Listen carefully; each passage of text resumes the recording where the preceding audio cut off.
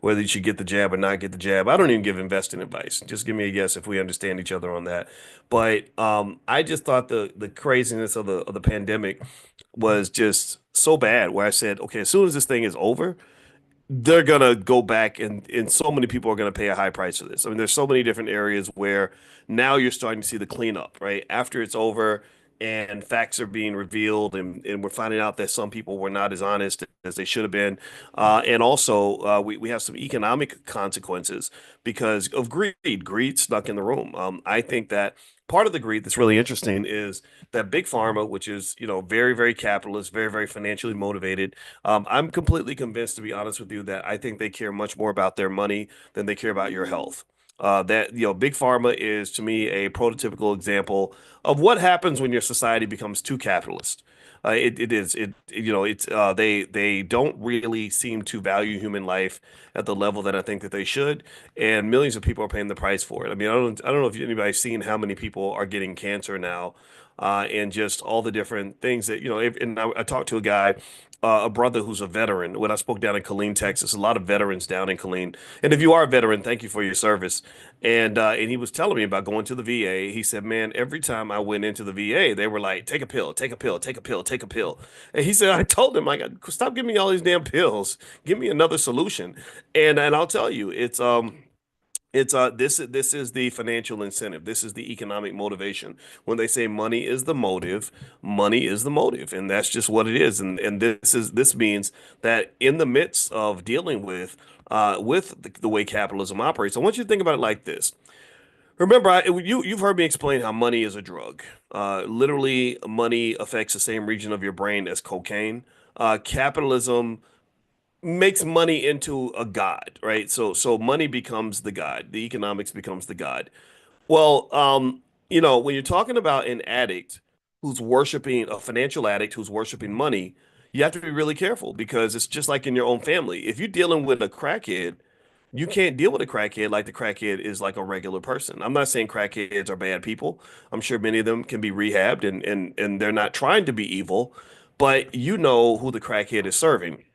You know that all roads lead back to crack. Do you understand? Like that's a funny thing. Like a crackhead can be the most predictable person in the world. They'll always be wherever the crack is at, right? So if you want the crackhead to do something for you, just have your crack with you. Just say, "Come cut my grass on Tuesday." There'll be $10 worth of crack waiting for you, and they will always cut your grass. They're going to show up on time, right? So to some extent, the money is it is kind of the crack of our society, because capitalism, if you look at the foundations of how it operates, it pretty much puts the maximization of shareholder wealth at the top of the priority list. So most of the time, when you look at the behavior of government officials, it leads back to the money. When you look at the behavior of big pharma, it usually leads back to the money. Like, okay, why did that doctor prescribe me this drug instead of that drug? Well, just go look at the money, and the money will probably solve all mysteries. And this is one of the great failings of American capitalism. This is one of the things that causes so many problems in our society, and some of it's cultural. I mean, I don't know if anybody's noticed how even in hip hop, if you look at the debauchery of hip hop and what hip hop music has done to society, what it does to children, the unhealthy messages that get passed to kids. Well, do you think that they'd be passing those messages if they weren't getting paid well for that? Answer me in the chat. No, they wouldn't be, right? It's all about the money. It's all about the money. I mean, why else would you be trying to get a 12-year-old to take Molly Percocets? Future, the rapper Future, he had a song where the chorus was Molly Percocet, Molly Percocet, Molly Percocet. Why the hell would you do that? What motive other than money would make you say something so ridiculously, horrifically, tragically, pathetically sad and racist? Because there are kids that are going to be susceptible to that marketing. Marketing works, by the way. In case you don't know, I'm a financial scientist, and I've seen marketing research papers, and the reason corporations spend billions of dollars on marketing is because marketing works. Give me a yes if we can agree that marketing is effective. Give me a yes if you understand that how the subconscious mind works, particularly when you talk about repetition. In fact, before I get into my conversation about big pharma. Um, my wife is a therapist, a licensed therapist, and a full professor of social work. And she reads 22 books a year. I'm really proud of my wife. She works out so much that she wears the same size dress that she wore in college, which is really hard to do when you're when you're 50 years old. So shout out to the ladies who stay looking good and all that. I try to keep up with her, but I can't. I can't wear the same nothing I wore in college, but she can. The other thing about my wife is that she reads 22 books a year, and one book that she read repeatedly was a book about the subconscious mind, and so she's become an expert not just in therapy in general. I mean, she's a good therapist. She trains therapists on how to become therapists. That's how OG she is in the game. And also, most professors, most PhDs never become full professors. So I got to give her props because I want to give my black woman props. That's just what we got. That's what we're supposed to do as men. And but she read this book repeatedly on the subconscious mind. And I said to her, I said, so babe, I'm about to talk to my students. So tell me, what are the three biggest variables that impact the subconscious mind? And and I'll never forget, she said, uh, repetition, trauma, and symbolism. Repetition, trauma, and symbolism. So I want us to kind of do a quick, financial consciousness exercise here and kind of think about this. And I promise, and I want to talk about big pharma a little bit. I got some data I want to share with you. So if you listen to the music, what's more repetitive than your favorite song? Right? Miley Percocet, Miley Percocet. Kill that igga, shoot that hoe, shoot that hoe, right? Just repetition, right? And then also you're talking about young, vulnerable minds that aren't even completely formed yet. They don't even have, an honest perception of reality shaped. So you're really getting them. We got to destroy them while they're young. It takes a village to destroy a child, right? So they working already, right? So the repetition, or for example, how many of you remember jingles that you heard as a kid, like songs, I don't know, what's like a famous, I'm trying to think of one that was good. Da da da da da. Finish that. What's the next part of it? I'm loving it, right? And you knew that because you heard it over and over and over and over again. And there's a lot of other companies that have jingles that you remember because you heard the repetition. Where's the beef? Yeah, Sheila, I remember that one too. See, Sheila, you telling me you ain't Sheila's probably over the age of 35 because that's a old one. But that was funny. That little old lady who was driving the car like, where's the beef? Where's the beef? Right? So I'm just a bill. Yeah, I'm only a bill sitting here on Capitol Hill. Jessica, oh, I love you. You love me. We're a happy family. And a great big hug and a kiss from me to you. I don't remember all the lyrics, but yeah. So anyway, we can keep going. Y'all, but see, you're triggering my ADHD, so I need y'all to stop. Just stop. Stop chat. Stop telling me 80s jingles because y'all gonna have me in here doing this all day. But anyway, the repetition hits the subconscious mind. That's why a lot of advertisers use repetition to get you to buy products. Number two, trauma. Now I happen to be a black man. I've been a black man most of my life now. Not all of you are black. I happen to know that there are some good folks in here that are not black, and you're always welcome. We don't, I ain't got time to be racist. Now you need to talk to your ancestors and stuff because they took our money and they owe us, and stuff, reparations and all that. But we'll talk about that later. But here's the thing. So one of the things, so I want to ask you this: who's more traumatized than we are, right? Trauma is heavy in our community. In fact, it is the lack of acknowledgement of undiagnosed, untreated trauma that continuously holds us back. We don't understand it. We don't believe in it. Sometimes we don't talk about it. We don't try to heal it. So trauma is big. So it's very easy to brainwash or to impact the subconscious mind of a traumatized person because that trauma, like it's almost like taking a hammer and hitting you in your brain with a hammer. So you got this big trauma scar in your brain and it just stays there with you and it affects everything that you do. And then the last piece my wife mentioned was symbolism. Symbolism. And if you look at every election, whatever, there's a lot of symbolism, right? You look at Hollywood, the way Hollywood can manipulate our people. It's symbolism. They are symbols of success to you. You see this person getting an Oscar, getting a Grammy, or some other worthless award, and you say, "Oh my gosh, you're such an inspiration." And really that person might have just got put on TV because they were a buffoon, right? But you don't care. You don't care if they're a buffoon or not. All you know is that symbolically speaking, this person's in front of millions of people, so that must mean that they did something good for the world, which is a horribly bad assumption because a lot of people get famous because they do bad things for the world or because they're willing to do something no one else will do. So ultimately, The subconscious mind is big in terms of how you are manipulated in general. And so I encourage you to kind of be mindful of that, study the subconscious a little bit, because if you can master that, if you can consciously control your subconscious mind, then you will see your behavior elevate through time. What you repeat to yourself over and over sinks into your subconscious. Your subconscious is like a little computer, little recorder that's writing down everything, single thing you say about yourself. So one little rule that I have, I shared this with my daughter. I'll share it with you. Maybe it'll help some of you. Is I just believe you should never repeatedly tell yourself negative things about yourself. Like you should never sit around. When I used to teach math at the University of Kentucky, I knew exactly what one thing that would keep people from ever doing well in my class. If they walked up to me and they said, "I'm really bad at math. I'm really bad at math." I was like, yeah, of course you're going to be bad at math because you keep telling yourself you're bad at math.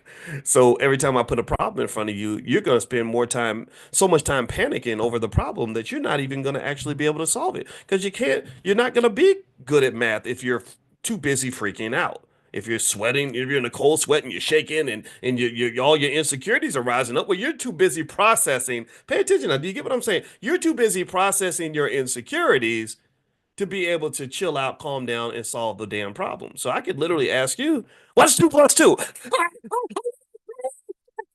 Yeah, right.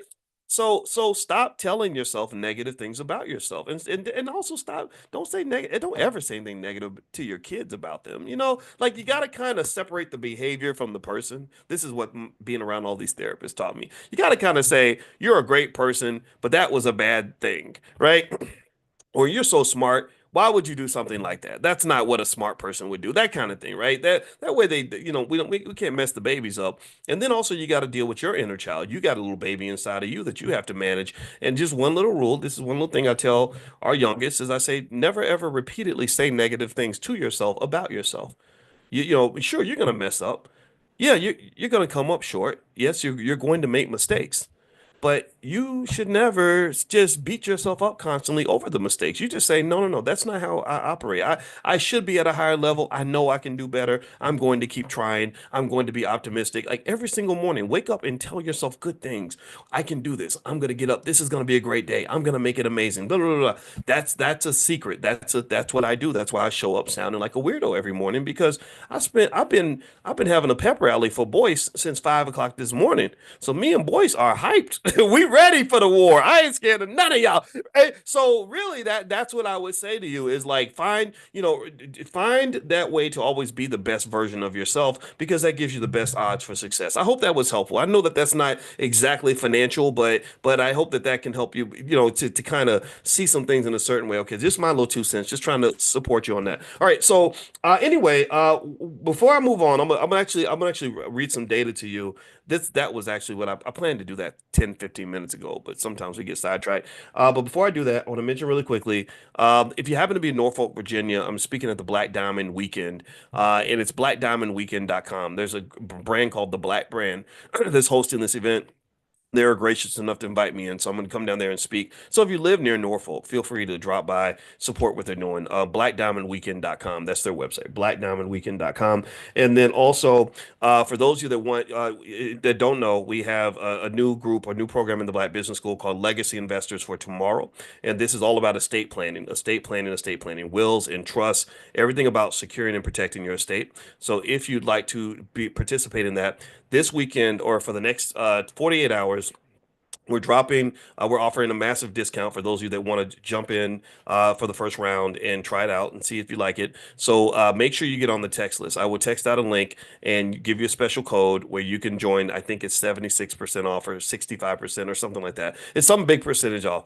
It is for the first 100 people. So if you're interested in joining, just make sure you're on the text list. Text the word morning to the number 87948. Text morning to 87948. Also, you can share your membership with your whole family and all that good stuff. And you can even get lifetime access for a very fair price. So feel free to look out for that. All right. So one thing I want to mention here, let me throw out some stats for you.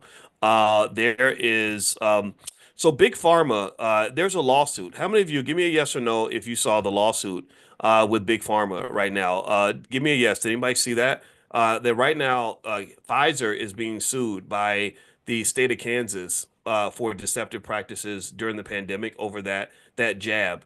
And let me tell you, it's pretty crazy what I read. So check this out. I'm gonna read it from Reuters. It says the U.S. State of Kansas, the U.S. state of Kansas on Monday sued Pfizer, accusing the company of misleading the public about its COVID vaccine. Wait, hold on. Okay, by hiding risks while making false claims about its effectiveness. So they were lying about how effective it was.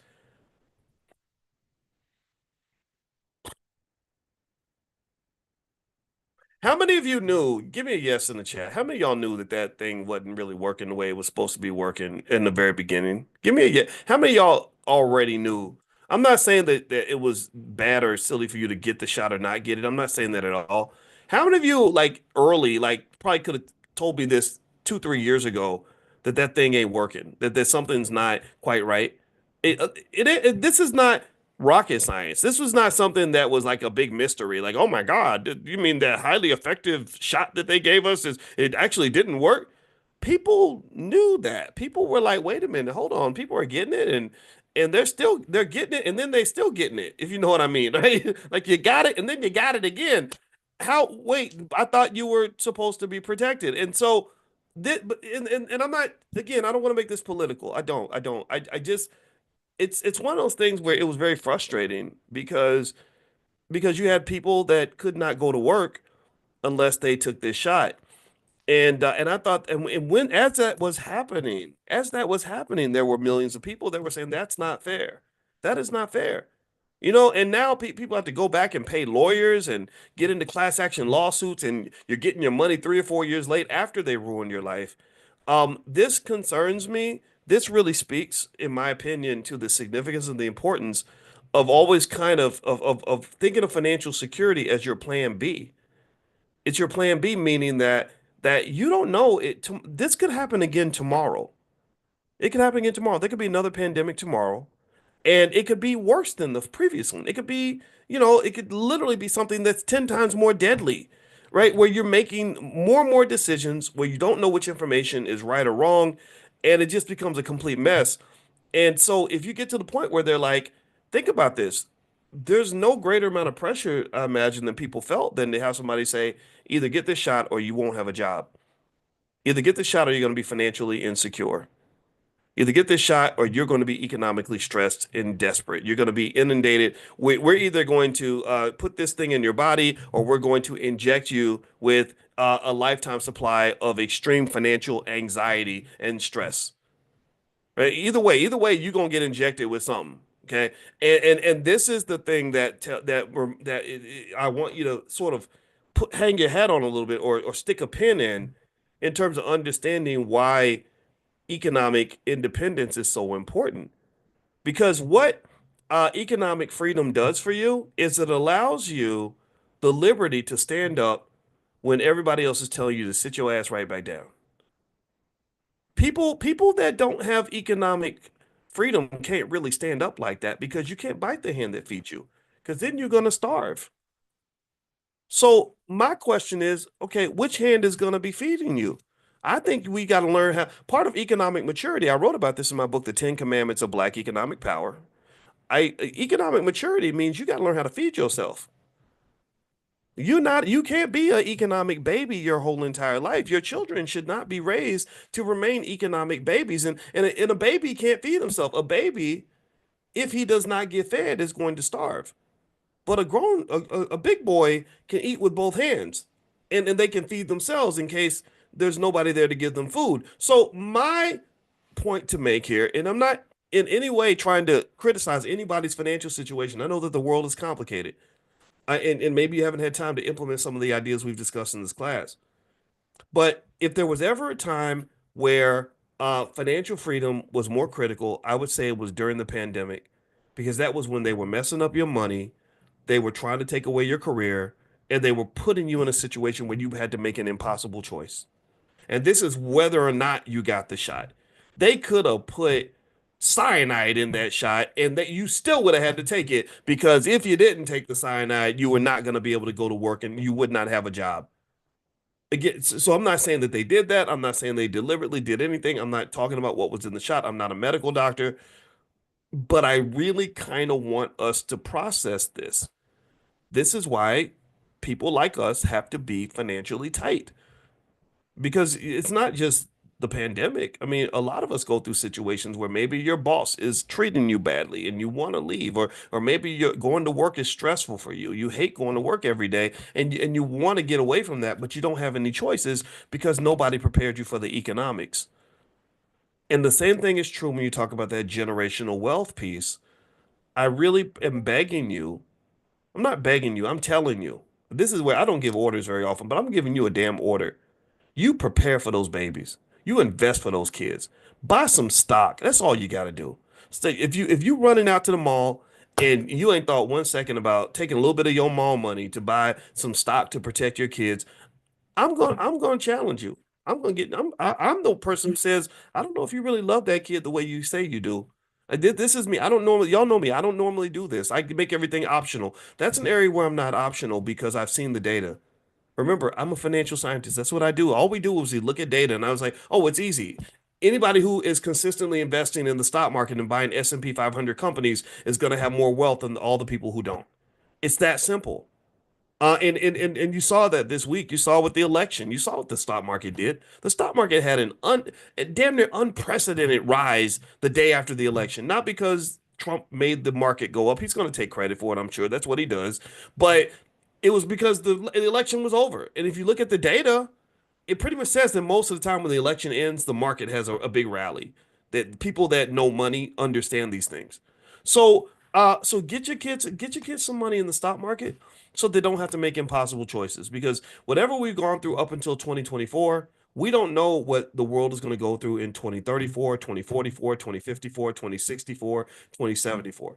Just like people in 1974 had no idea what the 1980s would be like, 1990s, the 2000s, 2010, 2020.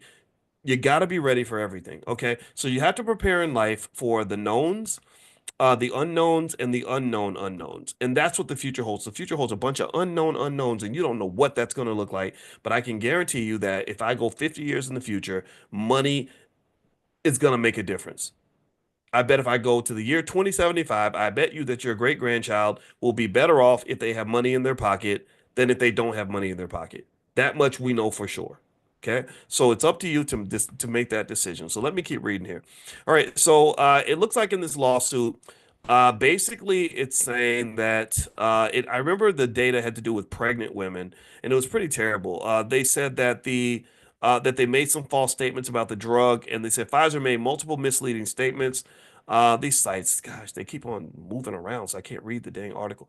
Pfizer made multiple misleading statements to deceive the public about its vaccine at a time when Americans needed the truth, says the Kansas Attorney General Chris Kobach, a Republican. Okay, he's a Republican. The lawsuit claims that beginning shortly after the vaccine's rollout in early 2021, Pfizer concealed evidence that the shot was linked to pregnancy complications, including miscarriage, as well as inflammation in and around the heart known as myocarditis and pericarditis. And what's interesting, I just for the sake of full disclosure, I have a person in my family that I know who I trust, who's not political at all, who took the shot, and I don't know why, but for whatever reason, the next day, this 36-year-old had to be rushed to the hospital for heart palpitations and stuff like that. Not to say that this happens to everyone, but this is a real thing. I've seen it myself, and some of you have seen it as well.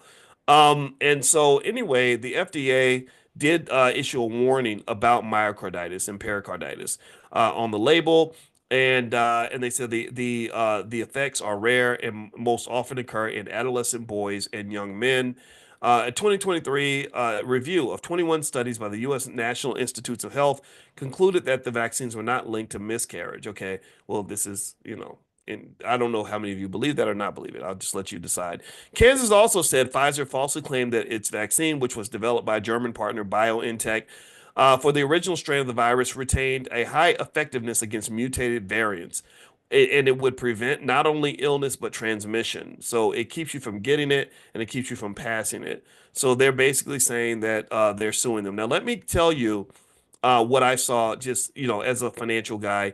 I'm gonna put on my finance professor hat for a minute and kind of let you all know just from a data-driven standpoint what I saw. Now here's a few little things you should know about the pandemic. First off, the pandemic was incredibly profitable for Big Pharma. They made an insane amount of money. I think it was Moderna was really in the toilet. They weren't even profitable. And then the pandemic came along and suddenly they made an insane amount of money. They made about 8.616 billion in the first 3 quarters of 2021 after literally operating at a loss for the previous 13 years. So Moderna was losing money for 13 years. The pandemic arrives. Suddenly, they're enormously profitable. My wife and I happened to own Moderna stock at the time. That stock went up. It skyrocketed probably 100, 200%, something like that. Pfizer reported 36 billion in revenue in 2021 from the jab. It would make it. They had a jab called, or they had a shot called Comirnaty, I can't pronounce it, making it the best-selling drug of the year and significantly boosting the company's overall sales. BioNTech, in partnership with Pfizer, saw its revenue soar to over 40 billion in 2022. Johnson & Johnson reported 2.93 billion in sales from its vaccine. Let's see, AstraZeneca made 3.9 billion. And a lot of this money, came right out of the government. That's why the government went so deep in debt during the pandemic, because what happened in general, what I got a sense of was that rule of politics took effect. And the rule of politics is that you never waste a good crisis. A good crisis is a good opportunity for them to make a lot of money. And so it really kind of became a money grab. And so basically with Big Pharma, one of the things that has been found in terms of how Big Pharma operates, they're all about the money. In the American healthcare system, it's fascinating, almost to the point of being hilarious, because you pay more for healthcare here than anywhere else in the world, but the quality of the care is ranked. Last time I checked, it was ranked 31st on earth, right behind Costa Rica. So you can go to countries where it's much cheaper and get better care. And so they take good care. They take better care of the money than they take care of the people. And studies have shown that between 2013 and 2022, 57% of U.S. physicians received over $12 billion from the drug and medical device manufacturers, indicating extensive financial ties. So basically, they're buying your doctors. So your doctors, unfortunately, in some cases, some could make the argument that some doctors have become drug dealers, basically, and because the financial incentives are incredibly distorted.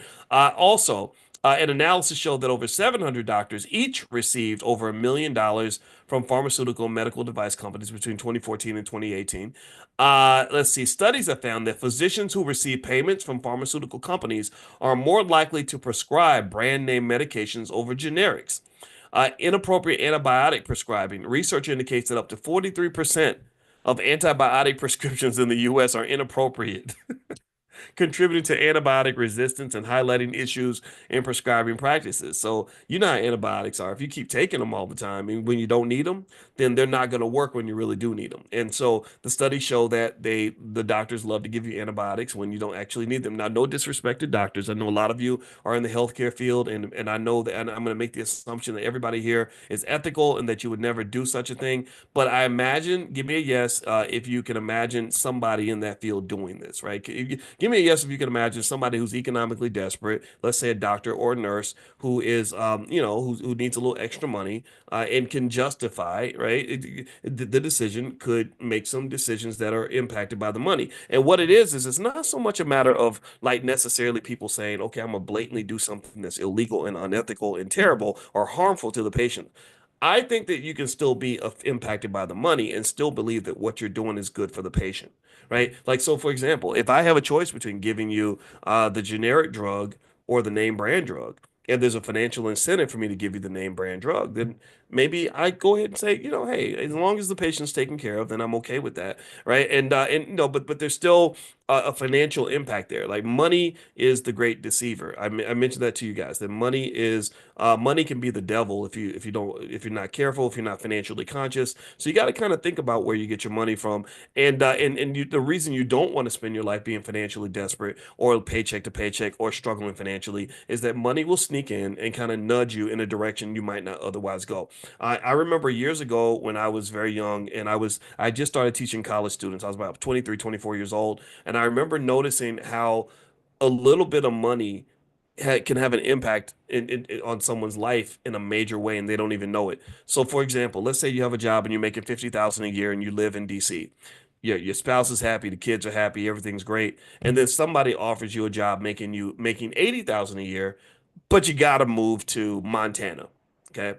a lot of people would say yes to that opportunity. Well, why wouldn't they? I mean, that's a big jump in pay. That's 60% increase in pay, right? But that big jump in pay can really change a lot of areas of your life that have nothing to do with money. Now you're not in DC where maybe your kids loved their school and had a lot of friends. Now they're living out in Montana and there's like weirdos and horses to hang out with. I don't know. I'm joking, but seriously, and your spouse, maybe your spouse is like, gosh, I had to give up my career doing whatever because I had to follow my husband or my wife out to Montana to keep the family together, and that puts a strain on everybody, right, and everything, right. So here's the thing: I'm not saying that that's a bad decision. What I am saying is that $30,000, if you're raised in a space of investors and entrepreneurs, it's not that difficult to replace the $30,000 without reducing your quality of life.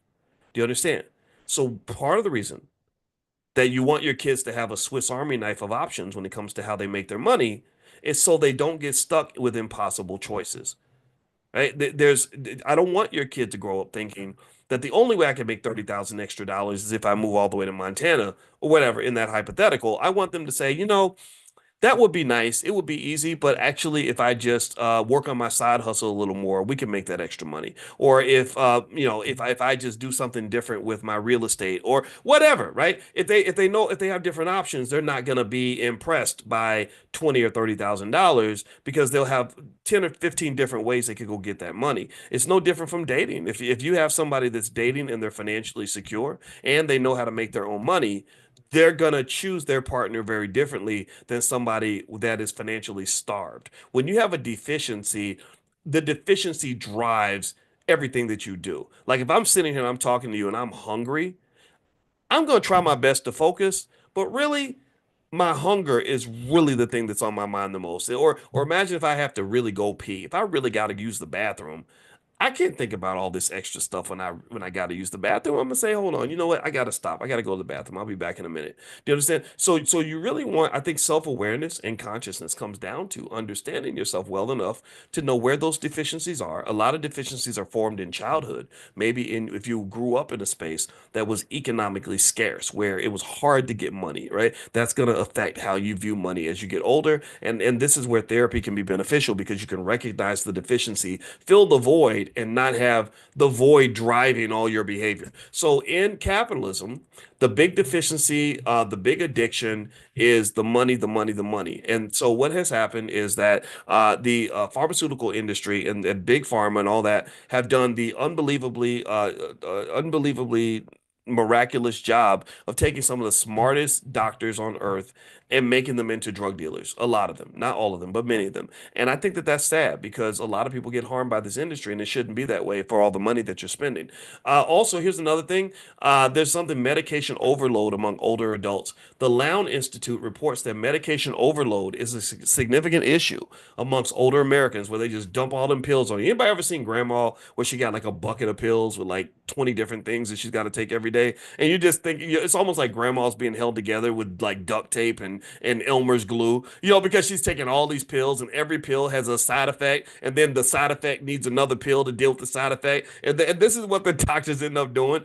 And so this is medication overload, and a lot of it's financially driven. And so basically, they said that the medication overload leads to many senior citizens taking multiple unnecessary medications, leading to adverse health outcomes and emphasizing the need for careful medication management. So one of the things that it seems that this is suggesting is that health really is wealth. We've talked about that, and that these financial incentives cannot just hit your bank account because of the extra cost of all this medication and all these health issues, but also affect you in terms of your physical health, which spills over into your mental health, which at some point is going to affect pretty much every aspect of your life. So, that's why I get up every morning and I go to the gym because I'm trying to minimize all this stuff. So going to the gym every morning is part of my wealth building strategy because I want to try my best to be a rich old man who's still able to have enough testosterone in my body to do what a man is supposed to do, whatever that happens to be in the moment. Okay. All right. So anyway, guys, we're gonna finish up for today. Thank you guys for hanging out. If you're not on the text list for this class and you'd like to receive a notification when we meet for Money in the Morning, we do this 7 days a week, every day, 10 a.m. Eastern. Text the word morning, MORNING, to the number 87948. Text morning to 87948. Also, one thing I want to mention as well is that you see blackmoney101.com is above my head. If you're interested in getting started in your wealth building journey, feel free to go to blackmoney101.com, and that gets you started, an introduction to the power of money, because I believe financial literacy is the most important thing for our people, really all people, really anybody who wants a better quality of life should incorporate a healthy understanding of money to allow them to do that. Money creates possibilities that may not exist otherwise. And so feel free to go to blackmoney101.com if you want to take a look at that. All right, guys, have a good day. God bless you.